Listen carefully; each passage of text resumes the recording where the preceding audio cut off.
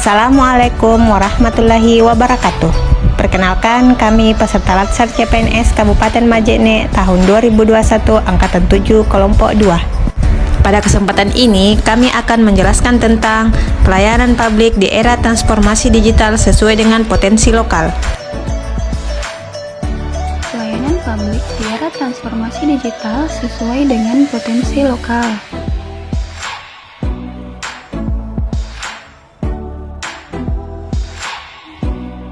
Pelayanan publik adalah kegiatan atau rangkaian kegiatan dalam rangka pemenuhan kebutuhan pelayanan sesuai dengan peraturan perundang-undangan bagi setiap warga negara dan penduduk atas barang, jasa, dan atau pelayanan administratif yang disediakan oleh penyelenggara pelayanan publik.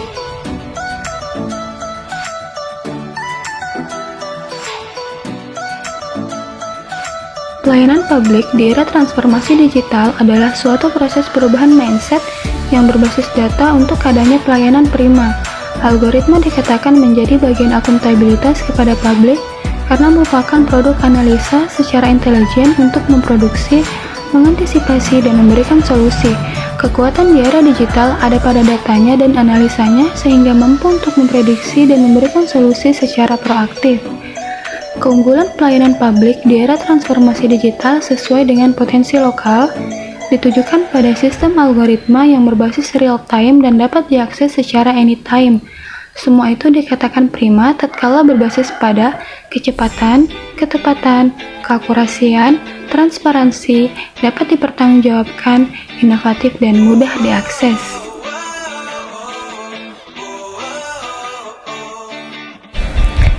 Ini dia desain dan mind mapping implementasi pelayanan publik di era transformasi digital. Mari kita lihat penjelasannya.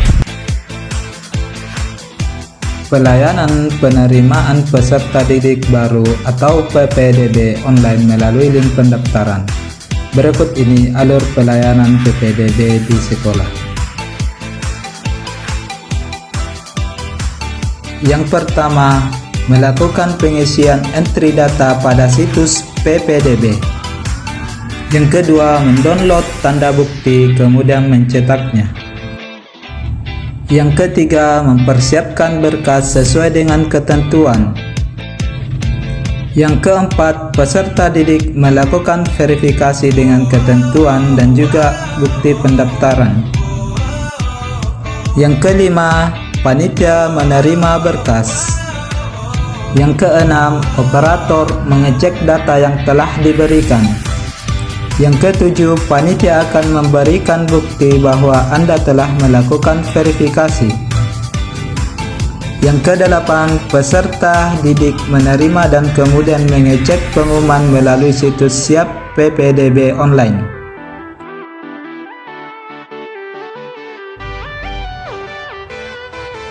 Berikutnya, penggunaan aplikasi e-rapor. Alur pengguna aplikasi e-rapor seperti berikut ini. Tahap yang pertama adalah guru menginstal aplikasi e-rapor pada PC atau komputer. Tahap yang kedua, guru mengisi format pendaftaran.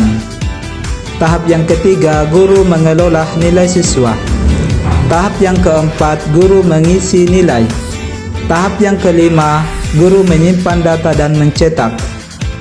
Tahap yang keenam atau yang terakhir adalah guru membagikan rapor kepada siswa.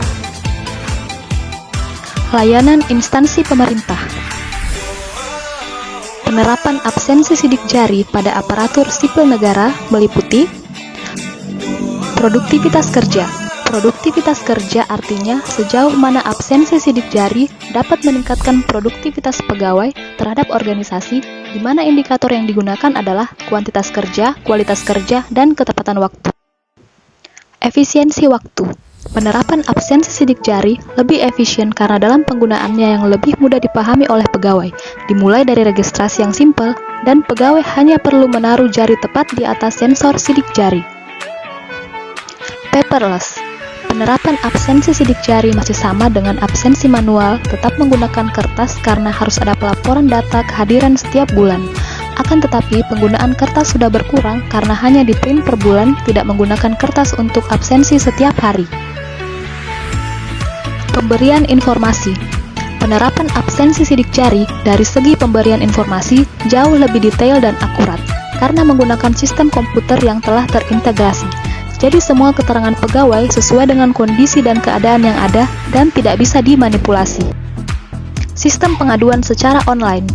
Sebagai bentuk kepedulian masyarakat terhadap langkah-langkah yang diambil pemerintah, baik dalam bentuk pengawasan pelaksanaan kebijakan maupun laporan masyarakat terhadap suatu tindak pelanggaran bisa disampaikan melalui layanan pengaduan. Pengaduan tersebut merupakan bagian dari pelayanan publik di mana masyarakat dapat menyampaikan keluhan maupun saran perbaikan terhadap pelayanan yang diberikan. Untuk layanan kesehatan rumah sakit, ada dua bagian. Yang pertama yaitu sistem rujukan melalui aplikasi BPJS yang terintegrasi dengan seluruh fasilitas kesehatan atau biasa disebut dengan SISRUT atau sistem rujukan terintegrasi. SISRUT atau sistem rujukan terintegrasi adalah media komunikasi dan informasi yang menghubungkan data pasien dari tingkat layanan lebih rendah ke tingkat layanan lebih tinggi atau sederajat baik horizontal maupun vertikal dengan tujuan untuk mempermudah dan mempercepat proses rujukan pasien. SISRUT dapat diakses oleh setiap Fasiankes yang telah memiliki username dan password. Kemudian garis besar proses rujukan SISRUT. Yang pertama, komunikasi antar Fasiankes sebelum menerima rujukan. Yang kedua, feedback dari rumah sakit penerima rujukan terkait kesediaan untuk menerima rujukan.